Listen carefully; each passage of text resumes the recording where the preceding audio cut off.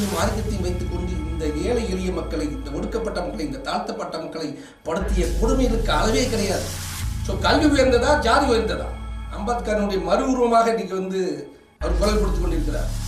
மக்கள் முதல்ல தங்களுடைய உரிமைகளை உணர வேண்டும்.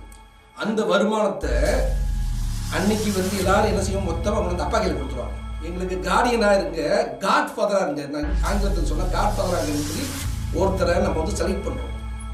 அம்மா அரசாங்கம், அப்பா முதலமைச்சர், 2 பேருக்கு உங்களுக்கு தேவையானதெல்லாம் கேளுங்க. மிகவும் மக்கள் மிகவும் அன்பானவர்கள், மிகவும் நல்லவர்கள். புரட்சி செய்ய தெரியாது, வாள் எடுக்க தெரியாது. அன்னைக்கு ராஜராஜன் சோழ காலத்தில் வாழை எடுத்ததோடு சரி, அன்னைக்கு வாழை கீழே வைத்தது, மீண்டும் தமிழன் வாழை தூக்கவில்லை. விஜய் ஒரு ஒப்பற்ற இளைஞர், ரொம்ப அதி புத்திசாலி. அந்த 1,20,00,000 கண்டிப்பாக காட்டியிருக்கிறார். ஆனால் அங்கே அடிப்படையிலேயே கோளாறு இருக்கிறது. அடிமட்ட அவர் அவருடைய அடித்தளம் போடுவதே தவறாக இருக்கிறது. ஒரு மொழியை அழிந்தால் அந்த சமுதாயம் அழிந்துவிடும், சமுதாயத்துடைய அடையாளமே அழிந்துவிடும் நினைக்கிறார். ஐயா விஜய் அவர்களுக்கு தெரியாத ஆங்கிலத்தை கலந்து பேசினார். இதை நாங்கள் வன்மையாக கண்டிக்கிறோம். மாநாட்டினுடைய நிகழ்ச்சியிலாவது தூய தமிழில் பேச வேண்டும். கண்டிப்பாக விஜய் மாறுவான் நம்புகிறோம். ஒட்டுமொத்த பொருளாதாரமும் வட இந்தியர்களுக்கு, நாங்கள் தமிழர்களுக்கு வேலைக்காரர்களாக, கூலிக்காரர்களாக, வாழ வாழ்க்கை இருக்கின்ற திக்கற்றவர்களாக வாழ்ந்து கொண்டிருக்கிறார்கள். வட மாநிலத்தவர்கள் வேறு விதமாக அண்ணாவும் பெரியாரும் கலைஞரும் இந்தியை திணிக்காது என்று சொல்லி நம்மளை விடுதலை செய்தார்கள் இந்தியிலிருந்து. ஆனால் இவர்கள் இந்திக்காரனை திணித்து விட்டார்கள். இதுதான் வேதனை. இதிலிருந்து மீண்டு வர வேண்டும். இதற்காக குரல் கொடுக்கும், இதற்காக தொடர்ந்து பணியாற்றும். இந்த பொருளாதாரத்தை அவர் கையிலிருந்து தமிழன் கைக்கு மீட்டெடுப்பதே எங்களுடைய கொள்கை.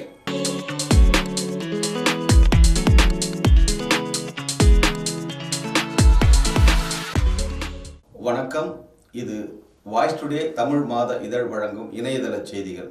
நம்மிடையே தமிழ் மக்கள் முன்னேற்ற பேரவையினுடைய தலைவர் திரு சே இரா விசயநாதன் அவர்கள் நம்மோடு இணைகிறார்கள். தமிழ் மக்கள் மீது இன்று நடத்தப்படுகின்ற ஆங்கில மொழியின் ஆதிக்கத்தை எதிர்த்தும் தமிழ் மொழி வாழ வேண்டும், தமிழ் மொழியை காக்க வேண்டும் என்கின்ற ஒரு நல்லெண்ணத்தோடு நம்முடைய அவர் சில கருத்துக்களை பகிர்ந்து கொள்ளிருக்கிறார். உங்களை பற்றி சொல்லுங்க. நான் 1980 சென்னைக்கு வந்தேன். நான் உண்மையில ஒரு திருமொழிக்காரன். இங்கே சென்னையில் பிழைப்பை தேடி நான் படிப்பு முடித்தோன்னா, நான் ஒரு பொறியியல் படிப்பு இந்த வேலை நிமித்தமாக சென்னைக்கு வந்த பிறகு எந்த விதமான வேலையிலையும் சேராமல் நான் தொழில் ஆரம்பித்து கடந்த 40 வருடங்களாக நான் தொழில் பண்ணிகிட்டு இருந்தேன். இந்த கொரோனாவுக்கு அப்புறம் பிந்தைய காலத்தில் என்னுடைய குடும்பத்தினுடைய கடமைகள்லாம் முடிந்துவிட்டது. கொரோனாவுக்கு முந்தைய காலத்திலே. கொரோனாவுக்கு பிந்தைய காலத்தில் நான் லைப்ரரியில், அது நம்முடைய அரசு நூலகங்களில் போய் உட்கார்ந்து படிக்க ஆரம்பித்த பிறகு தான் என்னுடைய வாழ்க்கையே முழுமையாக மாறிச்சு. எனக்கு நூலகங்களில் படிக்க பழக்கம் சிறு வயதிலேருந்தே இருக்குது. சிறு வயதிலேருந்தே அந்த காலத்தில் நான் என்னுடைய எப்பொழுதும் பள்ளிக்கு போகிற காலத்தையும் நான் நூலகங்களுக்கு போயிருக்கிறேன். இப்போ தொடர்ந்து கொரோனாக்கு பிறகு போன பிறகு தான் மார்க்ஸையும் ஏங்கல்ஸையும் பெரியாரையும் லெனினையும் நமது அண்ணாவையும் படித்த பிறகு தான் உலகம்னா என்னங்கிறத அவங்க பெரியார் 6 வயசில் ஆரம்பித்ததை நான் 60 வயசில் ஆரம்பிச்சிருக்கிறேன்.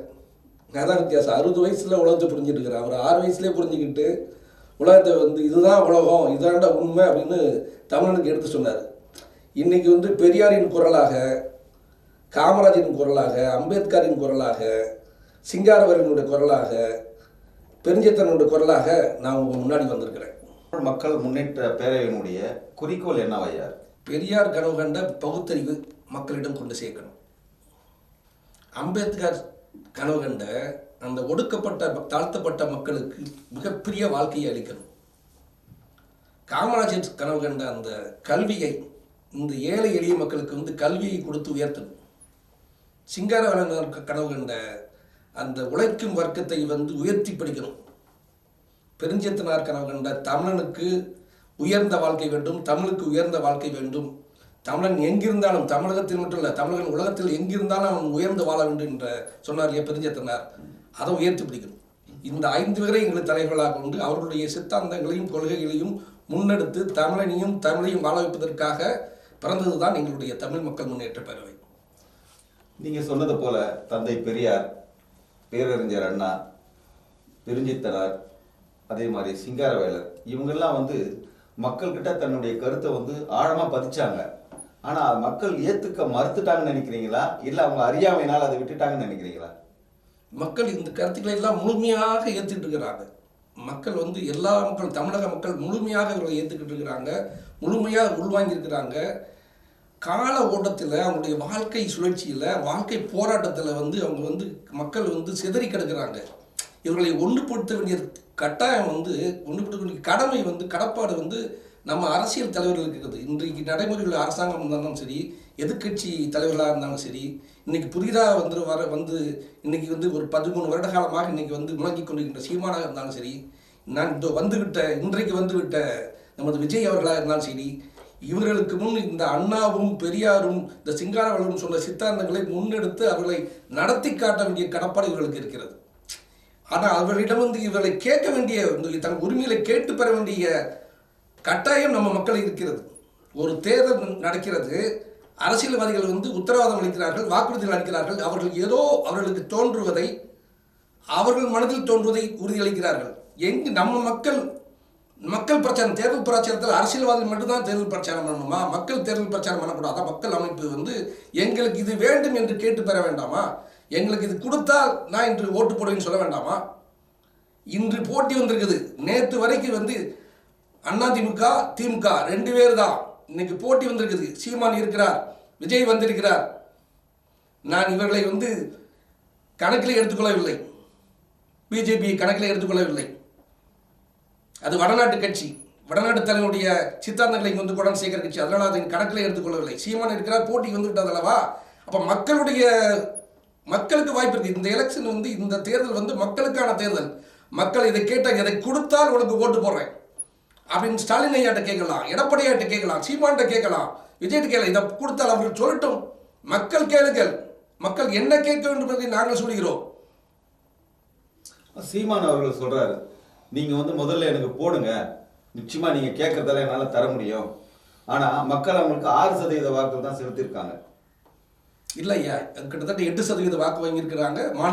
மாநில கட்சி அந்தஸ்து அவங்க வாங்கியிருக்கிறாங்க. சீமான் வந்து மிக சிறந்த ஆளுமையாளர். அவருக்கு இணையான சித்தாந்தங்களை பேசக்கூடிய அரசியல்வாதிகள் இன்று கிடையாது. இன்றைய நிலையில் இல்லை.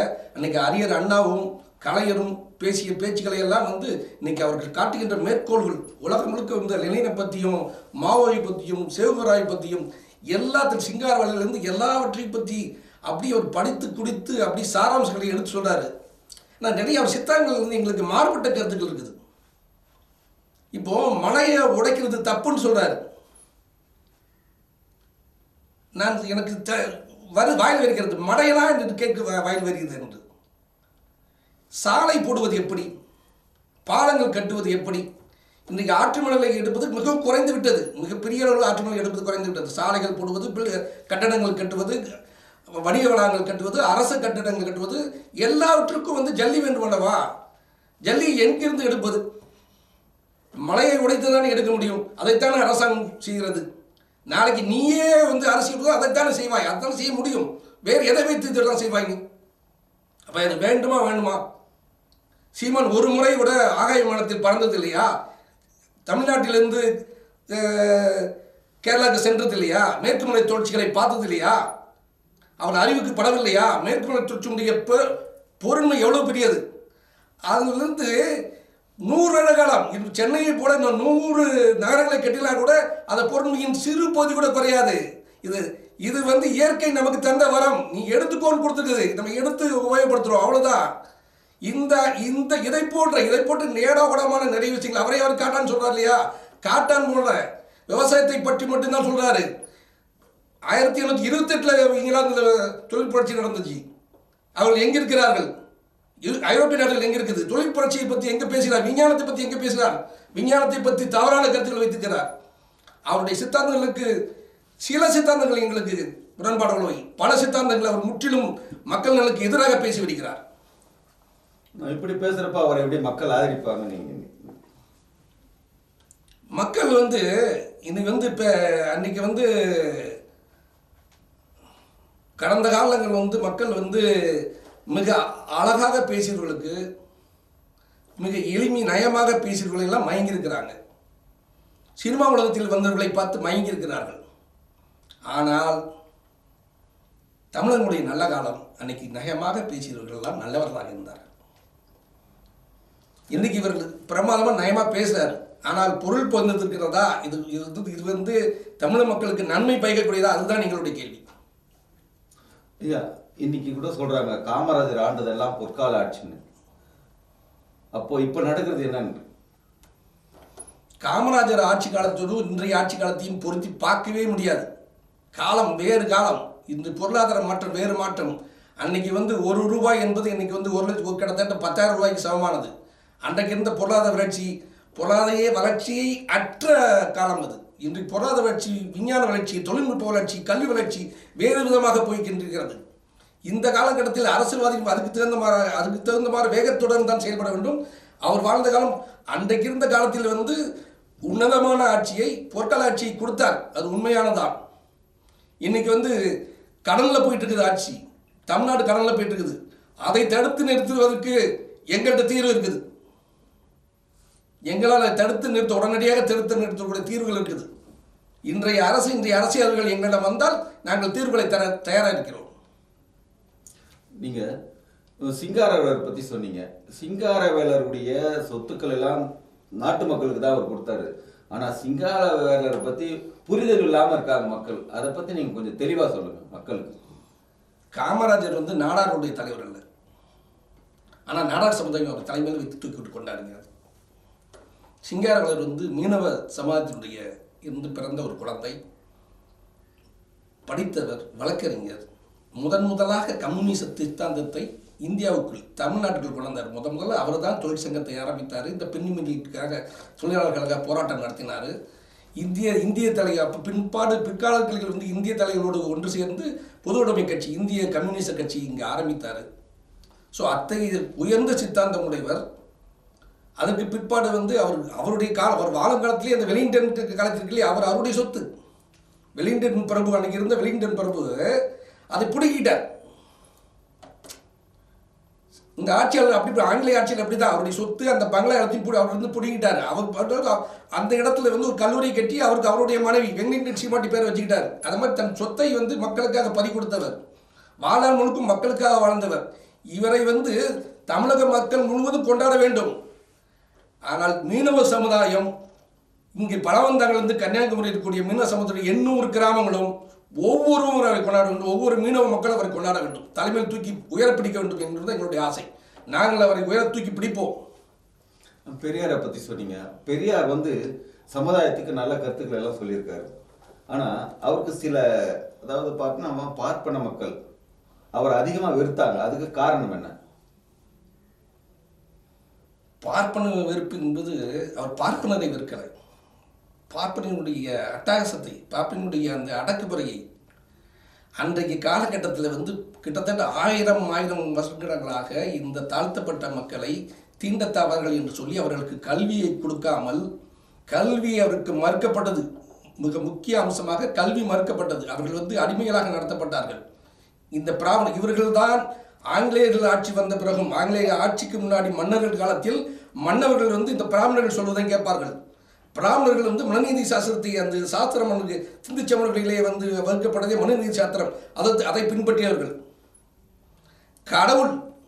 கடவுள் தான் ஜாதியை படைச்சான்னு சொல்றாங்க. இவங்க சொன்னது கடவுள் ஜாதியை படைச்சான்னு சொல்றதுனால தான் இவர் வந்து அந்த கடவுள் வந்து கல்லுன்னு சொன்னார் பெரியார். அந்த கல்லை உடைச்சி ரோட்ல வந்து ஜல்லியா போடுங்கன்னு சொன்னார். கடவுள் மேல வெறுப்பினால் இல்லை, கடவுள் இதை சொன்னார்னு இவங்க சொன்னாங்க இல்லையா, அதனாலதான் இவர் பிராமணர்களை வெறுத்தார். பிராமணர்கள் தான் இன்னைக்கு வந்து ஆங்கிலேயன் ஆட்சிக்கு வந்த பிறகும் பிராமணர்கள் தான் வந்து ராஜாக்கள், நம்முடைய முந்தைய அரசர் ஆட்சி காலத்திலும் பிராமணர்களுடைய ஆதிக்கம் தான். ஆங்கிலேயர் ஆட்சி வந்த பிறகும், அது முஸ்லீம் ஆட்சி இருந்த பிறகும், ஆங்கிலேயர் ஆட்சி காலம் இவர்கள் தான் உயர் பதவியில் இருந்தார்கள், இவர்கள் தான் வந்து வழக்கறிஞராக இருந்தார்கள், இவர்கள் தான் நீதிபதிகளாக இருந்தார்கள், இவர்கள் வந்து அந்த ஆட்சியாளர்களுடைய அருகில் இருந்து ஆட்சியை நடத்தி கொண்டிருந்தார்கள். ஆக ஒட்டுமொத்த சமுதாயம் அவங்க அடக்குமுறை ஆதிக்கத்தில் அடங்கி கிடந்தது.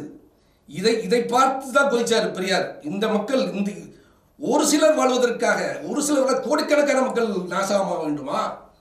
அதுதான் தந்தை பெரியனுடைய கேள்வி. இந்த பிராமணரை வெறுக்கவில்லை, அவருடைய ஆதிக்கத்தை தான் அடியோடு ஒழிப்பதற்காக, அழிப்பதற்காக விளக்கினார். தமிழறிஞர் பெருஞ்சித்தனாரை பற்றி சொல்லுங்க. பெருஞ்சித்திரார் வந்து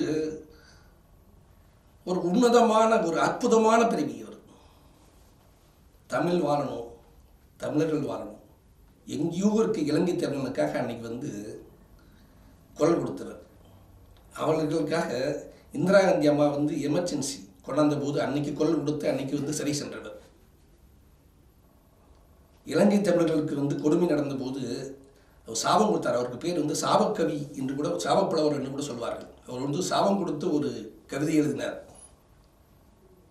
அது இன்று உங்கள் மத்தியில் சொன்னால் அது வந்து மிகவும் வந்து ஒரு வக்கரமாக வன்முறையாக கூட படலாம். அந்த சொன்ன சாபம் நிகழ்ந்தது. அன்றைக்கி வந்து ராஜீவ்காந்தி அவர்கள் வந்து இன்றைய நம்ம சென்னையில் ஸ்ரீபெரும்புதூரில் வந்து நமது அந்த தீய சக்திகளால் வந்து கொல்லப்பட்ட போது அன்றைக்கே அவர் கைது செய்யப்பட்டார்.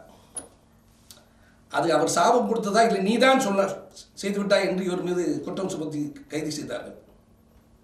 அப்பவும் தொடர்ந்து நீண்ட காலம் வந்து சிறை சென்றார். அவர் எழுதிய எண்ணற்ற கவிதைகள், எண்ணற்ற பத்திரிகை நூல்கள், எல்லாமே தமிழரை பற்றி, தமிழர் வாழ்க்கைக்காக, ஜாதி ஒழிப்பு, ஜாதியை பற்றி, நீங்கள் தலித் மக்களுக்காக வாழ்ந்தவர். அவர் தலித் மக்களுக்குடைய உயர்வுக்காக வாழ்ந்தவர். முதல்ல தலித்தை நீ தலித்துன்னு சொல்லிக்கொள்ளாதேன்னு சொன்னார். நீ இடஒதுக்கீடு கேட்காதே என்று சொன்னார். அம்பேத்கர் சொன்னார் இல்லையா, இவருடைய உயர்வு வந்து கல்வியிலும் திறமையிலும் இருக்குது என்பதை மீண்டும் எடுத்து சொன்னார். உன் கல்வியிலும் திறமையிலும் தான் உன்னுடைய உயர்வு இருக்குது, இடஒதுக்கீட்டிலேயோ அல்லது உன்னை நீ தலித்து என்று சொல்லுவதோ இல்லை, நீ உயர்ந்து நில் தோழா என்று சொன்னவர் அவர். நம் டாக்டர் அம்பேத்கர் அவர் பார்த்தீங்கன்னு சொன்னால் தன்னுடைய சார்ந்த மதத்திலிருந்து பௌத்தமுக்கு மாறினார்.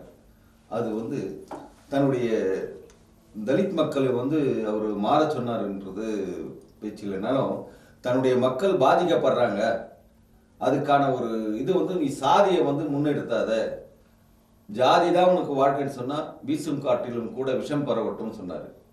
அப்படி இன்னைக்கு அவரை பற்றி பேசுகிறவங்க எல்லாம் பார்த்தீங்கன்னா அந்த ஒரு குறிப்பிட்ட சாதியை சார்ந்தவங்க மட்டும்தான் அவங்கள எடுத்து கொண்டாடுற மாதிரி இருக்கு. அவர் ஒட்டுமொத்த இந்திய மக்களினுடைய தலைவர். அவர் வகுத்து கொடுத்த அரசியல் சாசன சட்டத்தில் எல்லாருக்கும் இப்போ வந்து பொதுவாக அந்த அரசியல் சட்டத்தை வகுத்து கொடுத்துக்கிறார். ஆனால் அன்னைக்கு வந்து இந்து மதத்தை விட்டு அவர் வெளியேறினார்னா, இந்து மதத்தில் வந்து அந்த மதமே ஒரு ஜாதியின் கையில் இருந்தது, கடவுள் ஒரு ஜாதியின் கையில் இருந்தார். அவர்கள் சொல்லுவதுதான் கடவுள், அவர்கள் சொல்லுவதுதான் மதம், அவர்கள் தான் வந்து சாமிக்கு பூசாரி, அவர்கள் தான் அந்த மடங்களுடைய இந்து மடங்களுடைய அதிபர்கள், அவர்கள் தான் அந்த ஆட்சியாளர்களுடைய ஆலோசகர்கள். இப்படி ஒரு ஜாதியின் கையில் வந்து மதம் இருக்கும்போது அவர்கள் அந்த அதிகாரத்தையும் ஆதிக்கத்தையும் வைத்துக்கொண்டு இந்த ஏழை எளிய மக்களை, இந்த ஒடுக்கப்பட்ட மக்களை, இந்த தாழ்த்தப்பட்ட மக்களை படுத்திய கொடுமைகளுக்கு அளவே கிடையாது. அம்பேத்கர் அவர்கள் வந்து இங்கிலாந்திலும் அமெரிக்காவிலும் சென்று எண்ணற்ற பட்டங்கள், 10க்கும் மேற்பட்ட பட்டங்களை வாங்கி கொண்டு மிகப்பெரிய பேராசிரியராக லண்டன் பத்திரிகைகளும் நியூயார்க் பத்திரிகைகளும் வியர்ந்து புகழ் பாடுகின்றன. அப்படிப்பட்டவர் இங்கு வந்து இங்கு பேராசிரியர் சேரும்போது அந்த கல்லூரியில் இருந்த ஒரு சாதாரண பியூன், சாதாரண ஒரு கடைநிலை ஊழியன் அவரை மதிக்கவில்லை. படிப்பற்றவன் அவரை மதிக்கலை. இதுக்கு காரணம் என்ன நினைக்கிறீங்க? ஜாதியால் உயர்ந்தவன் என்று நினைத்தான். ஸோ கல்வி உயர்ந்ததா, ஜாதி உயர்ந்ததா? திறமை உயர்ந்ததா, ஜாதி உயர்ந்ததா? மனிதன் வீட்டுக்குள் தான் ஜாதி, வீட்டை விட்டு வெளியே கால் வைத்தால் ஜாதி கிடையாது, மதம் கிடையாது, மனிதன் தான். இதை சொல்வதற்காக அம்பேத்கருடைய குரலை தமிழ்நாடு முழுக்க, மீண்டும் இந்தியா முழுக்க எடுத்து ஒழிப்பதற்காக, பெருங்குரல் எடுத்து ஒழிப்பதற்காகத்தான் இன்றைக்கு வந்து அண்ணன் திருமாவளவன் போன்றவர்கள் அம்பேத்கருடைய மறு உருவமாக இன்றைக்கு வந்து அவர் குரல் கொடுத்து கொண்டிருக்கிறார். நீங்கள் இந்த தமிழ் மக்கள் முன்னேற்ற பேரவையின் சார்பாக மக்களுக்கு நீங்கள் என்ன சொல்ல விரும்புகிறீங்க? மக்கள் முதல்ல தங்களுடைய உரிமைகளை உணர வேண்டும். தங்களுடைய எனக்கு என்ன இந்த நாட்டில் என்ன உரிமை இருக்குன்னு உணரணும். வீட்டில் வந்து ஒரு குடும்பம், அந்த காலத்து குடும்பம், அப்பா அம்மா, 7 பசங்க, ஒரு 4-5 அக்கா தங்கச்சிங்க, 12 பேர். அக்கா தங்கச்சியில் கல்யாணம் ஆகி போயிருந்தாங்க. 7 பேருக்கு கல்யாணம் ஆகி அவங்களுடைய மருமகள், பேரம்பேத்திங்க இவங்களோட அப்பா அம்மாவோட ஒன்றா வாழ்கிறாங்க. இப்படி வாழ்ந்து வரக்கூடிய காலத்தில் இவங்க எல்லாரும் சேர்ந்து விவசாயம் பண்ணுறாங்க. அன்றைக்கி தொழில் விவசாயம் தானே, விவசாயம் பண்ணுறாங்க. அப்போது இவங்க மருமகன் 7 பேர், மருமகன் 7 பேர், இந்த குழந்தைகள் கூட அன்றைக்கி போய் விவசாயம் பண்ணும். அப்பா அம்மா எல்லாரும் சேர்ந்து விவசாயம் பண்ணுறோம். 10-20 பேர் சேர்ந்து விவசாயம் பண்ணுறாங்க. விவசாயம் பண்ணி ஒரு பெரிய அளவில் ஒரு வருமானம் வருது. அந்த வருமானத்தை அன்னைக்கு எல்லாரும் என்ன செய்வோம், மொத்தமாக கொண்டு அப்பா கையில் கொடுத்துருவாங்க.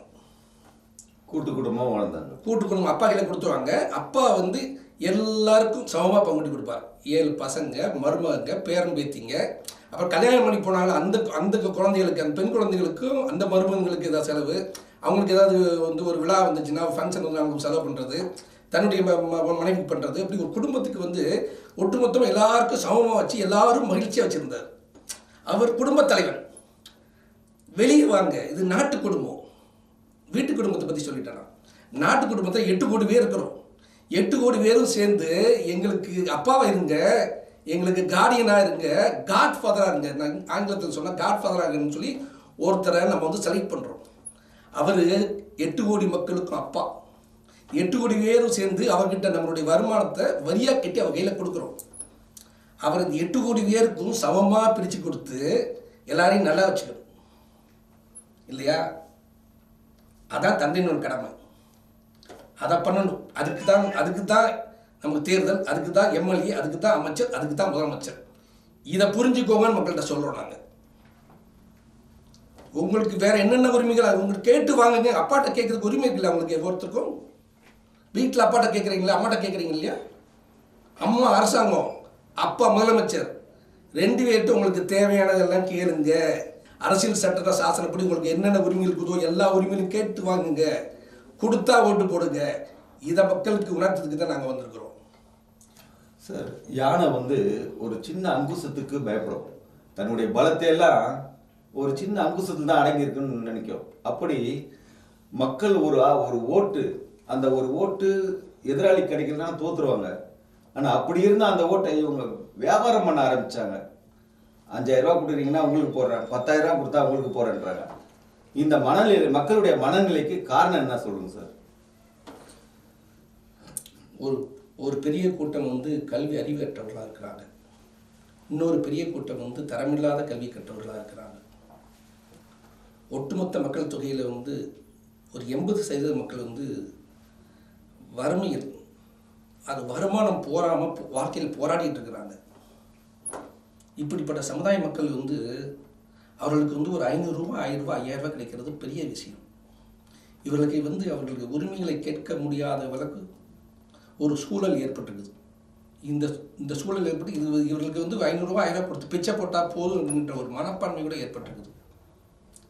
இதிலேருந்து மக்கள் மீது குறை இல்லை. இந்த சமுதாயம் இவ்வாறு கிட்டத்தட்ட இவ்வாறு உருவாகி வந்திருக்கு இல்லையா?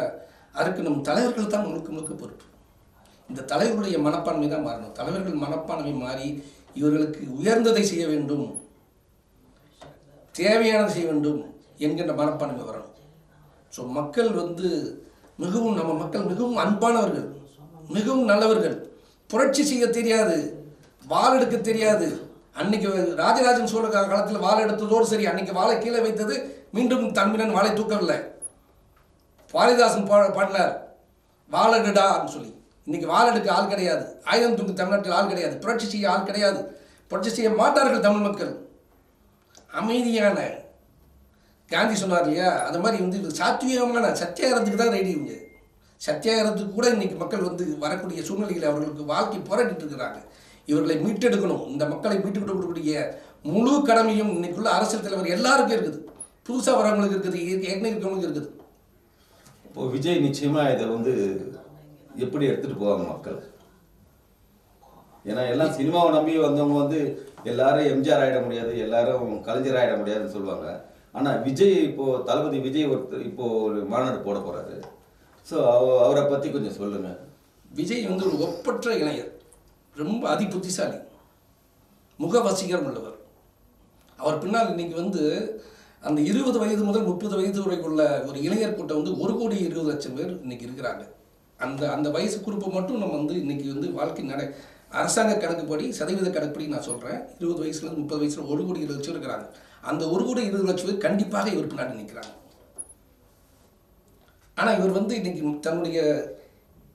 அவர் கொடியை அறிமுகப்படுத்தும் போது இந்த கொடி வந்து எல்லார் இல்லத்திலும் பறக்கணும்னு சொல்லிட்டு இந்த கொடி வந்து தமிழக மக்களுடைய நலனுக்காக, தமிழ்நாட்டு மக்களுக்காக இந்த கொடி பறக்கணும், அதுக்காக நம்ம உழைக்கணும், பணியாற்றணும்னு சொல்கிறார்.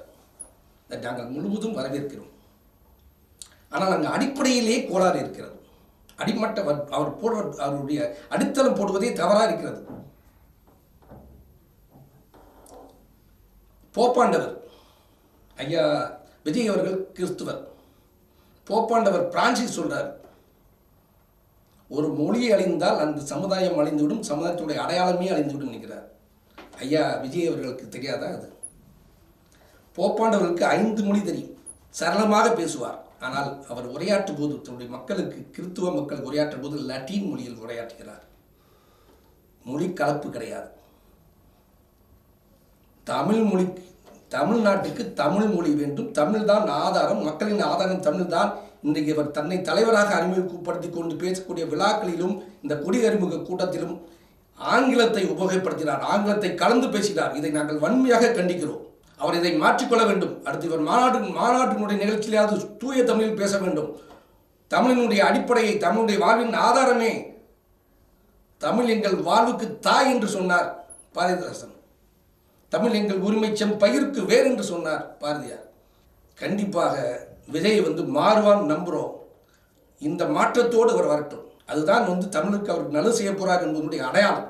ஐயா பார்த்தீங்கன்னா இன்னைக்கு நம்ம தமிழ்நாட்டில் வட மாநிலத்து வந்த தோழர்கள் நிறைய பேர் வேலை செய்கிறாங்க. ஏன் இங்கே தமிழுடைய வேலை வாய்ப்பு பறிக்கப்படுறதா இங்கே இருக்கிற முதலாளிகளுக்கு தெரியாதா?